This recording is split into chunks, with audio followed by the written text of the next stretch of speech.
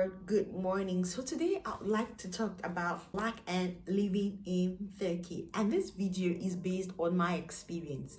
It's not based on your experience, it's not based on your friend's experience, it's not based on your husband experience. So everybody have a different experience. I've been living in Turkey for 6 years now, so I am talking based on my experience, based on how I have felt and what I have been through. It's not meant to bash anybody or to say anything negative about this video. So before you come to my comment telling me this is not what is happening or this happened to your sister, I am just talking based on my opinion. You're okay, you're allowed to share that story, but I'm just going to tell my story as so. The first thing I would like to talk about being black and living in Turkey is staring.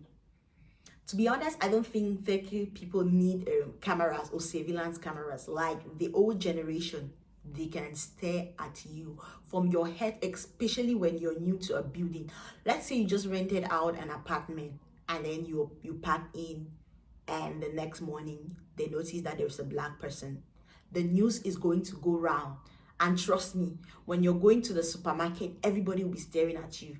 You're going to any supermarket around there, everybody is going, like they're going to tell, oh, there's a new black woman in town. And when you go to the supermarket, people will be greeting you, staring at you, looking directly at your hair, at your shoe, your phone, like this kind of intense stare. They're not rude, they're not just used to having many people or having different people, and they're trying to check you out. Me, I think it's okay, because strange people, where people can come and live in people's community, and if they're not vigilant or to look at you, to be able to check you out and find out the vibes that you're giving, are you doing anything weird, before they can stop staring at you.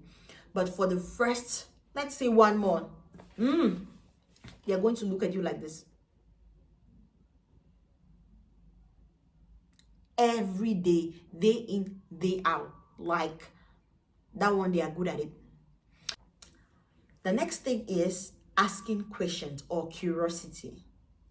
Turkish people are curious.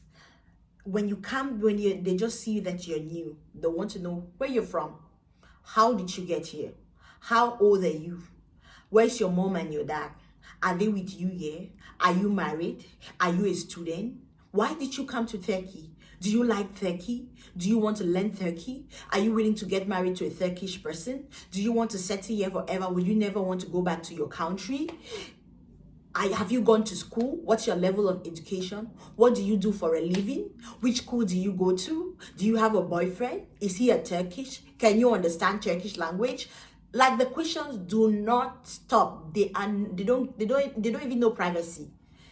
Every person that you're going to meet on the road, every person that you try to have a conversation with, these are the questions that they're going to ask you. They want to know. And if you ask them as well, they're going to tell you the answer. That's one thing I like about them.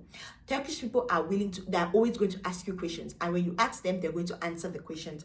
They're going to find out every detail about you. Like, just get your mindset prepared that you're going to answer a lot of questions if you're coming to Turkey, and if you're black, because you're different. They want to know your experience. How do you feel about Turkey? What do you think about their food? What do you think about their houses? Is Africa like that? And all the things that they have read about Africa or wherever you're coming from, you are going to be the link. Sometimes they just ask you, do you know Samuel Eto'o? Do you know all the famous people in your country? That's how they believe. They'll just start asking you about them. Have you met them? Where do they live? Do you know they have played in your country? Like, they want to know everything and know your stance on everything.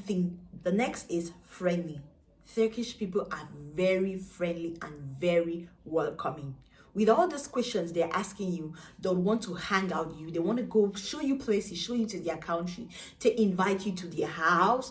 They want to show you to their friends. Like, they are very friendly and very welcoming. When you come, they're going to greet you, give you a chair, ask you, how are you? Are you hungry? Do you need something? They're kind, they're loving. Some are not. But the ones that I have met, the ones that I have been able to talk to, especially the ones that try to speak English, they are very nice. They are very warm. They are very welcoming. They're always asking you questions, checking up on you. Like, that's one thing I like about the Turkish people. They're going to check up on you in the morning. If you have a Turkish friend, they chat 24/7. They're good with their phones. Check up on you. Good morning. How are you? How was your day? What did you eat today? Like this, those are the people they are. It's in their nature, even among themselves. That's how they behave. And if you become a friend with a Turkish person, that's how he's going to treat you or her. They are very friendly and very welcoming. The next is taking pictures with you. This is for Turkish people. It's like I don't think it's pride to say I have a picture with a dark person. Because if you just start talking to somebody or you just becoming friend with the person, the next thing you want to do is the person say, can I take a picture with you? Can I call my friend so that they can see that I'm with a black person? Can you share your Instagram handle with me so I take a picture, post and tag you so that people know that I have a black friend? Like, they are so excited to have black friends or to take a picture or to say that they know someone which is dark skinned or to talk about it. Like, it's a thing of joy.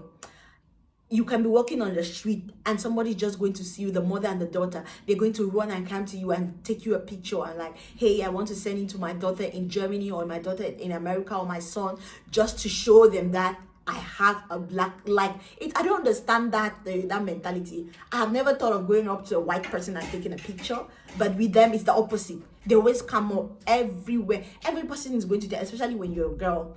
They just want to take a picture of you. They just want to say out there that I have a black friend. I'm like, why? I don't understand. Why do you have to say you have a black friend? We will never even meet again. But no, the person wants to post it on Instagram. The worst one, if you have a child, a black child, oh God, you can get so frustrated at times. We can be going to the mall and like 50 people are going to stop me and to want to take a picture. Sometimes they go as far of touching my son. I'll be like, hey, don't do that. It's not funny. Don't touch. It's not okay. And the next word about touching is touching your hair, asking you questions about your hair. Is it original? Is it your wig? How many days you take to do your hair? Is it painful? How do you sleep with it? Can you watch it? Do you have to wash it every day? Is it painful? Can you help them, show them where they can do it on their hair? Like, they touch. And they touch you without even you knowing. Somebody will just come and see you wearing like an African print, and by this time you're noticing the person is touching you, and you'll be like, hey, why are you doing that? He'll be like, oh, I just love it and I just wanted to touch the fabric. I'm like, please, sometimes you can ask because it makes me uncomfortable. We are not close like that. Why are you touching my fabric? But most often, when you check and you ask them more questions, and if you understand a little bit of Turkish, you're going to see that it's just curiosity. They want the same thing. They just love new things. They want to try everything. Things that they have been watching on movies, seeing in American movies. And when they see it live, they are so excited.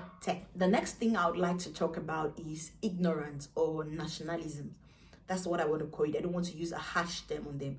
It's just ignorant. Like, with Turkish people, they believe that as a national, if you're a Turkish national, if we get into an argument, they're always going to take the side of the Turkish person. That's their law, that's their culture, that's how they were trained.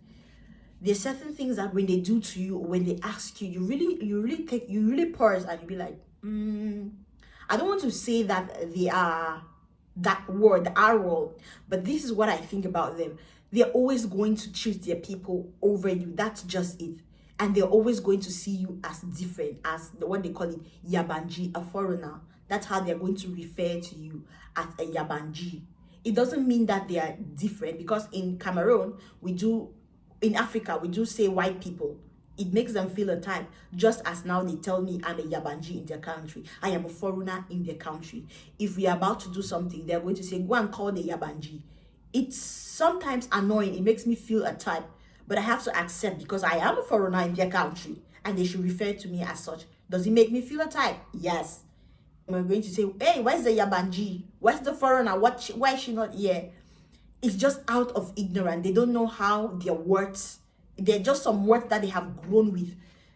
That they were trained with, so they don't know how to take it out of their mouth. But when you meet ones that have traveled, they'll never refer to you as that. They'll always call you by your name. So this is out of my experience, because I have met those who have traveled the world, those who have lived outside for so long, and they have never for once referred to me as Yabanji. They have never treated me different. I was so grateful when I asked them that, how do you get to this level? He said when they were in Turkey, they always referred to people as Yabanji. When they move to other countries and they start referring to them as foreigners, They understood now how it made us feel when they called us that name. It's my reggae time. I'm talking